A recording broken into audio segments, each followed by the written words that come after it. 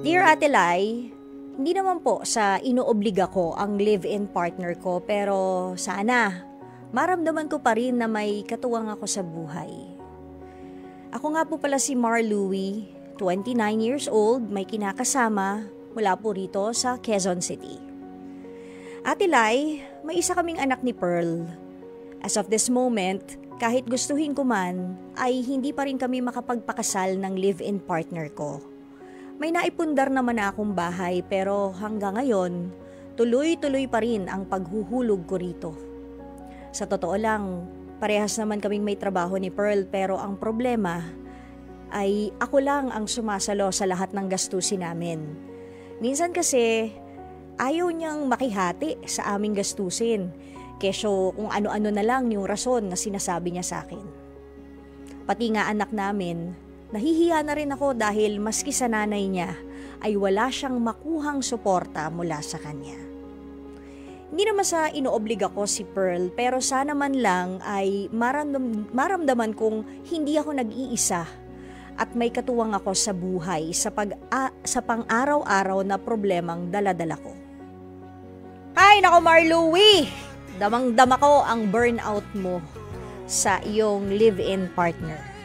Sabi mo nga, yung brief mo ngang butas, di mo mapalitan eh. Ba't di na lang yung live-in partner mo palitan mo? Grabe! Base sa liha mo, nararamdaman ko that you are a people pleaser. Meron talaga mga ganun eh, di ba? People pleaser. Pero sana ma-realize din ng asawa mo na hindi naman pwedeng ikaw na lang ng ikaw lagi. Kasi sa panahon ngayon, hindi na uso yun na ang lalaki nagpo-provide. Sa hirap ng buhay ngayon, dapat magkatuwang na talaga kayo sa paghahanap buhay kung gusto ninyong maging maalwan ang way of living ninyo. And nakakainis talaga coming from sobrang mapagbigay na tao kapag hindi naman ikaw ang napagbibigyan. Diba? Nakakainis yung ganong klaseng scenario. Pero siguro ang maganda, kausapin mo siya ng maigi at sabihin mo, ipaliwanag mo sa kanya, mag-compute kayo, isulat nyo talaga kung magkano ang kinikita mo sa loob ng isang buwan plus all the expenses ilagay nyo doon at siya kung magkano ang kinikita niya sa isang buwan at kung ano-ano ang mga pinagkakagastusan, i-itemize nyo lahat.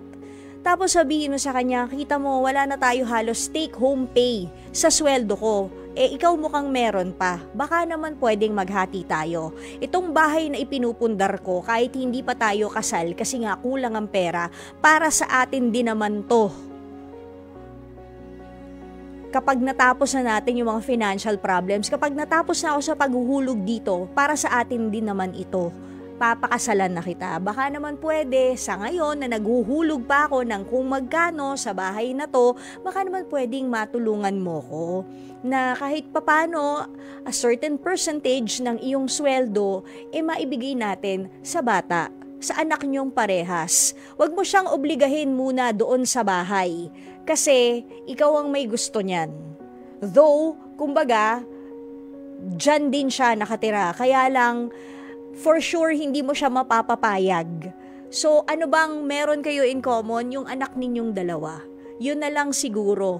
She can, give her share sa inyong anak. At ikaw naman, ipagpatuloy mo yung paghuhulog ng bahay. Kasi sayang din yan. Pag narimata, sayang yan lahat ng blood, sweat, and tears mo sa paghuhulog, isang iglap mawawala. I-explain mo rin sa kanya yon. Tapos, Mar Louie, since hindi pa naman kayo married, wag mong gagawing conjugal yung bahay ninyo.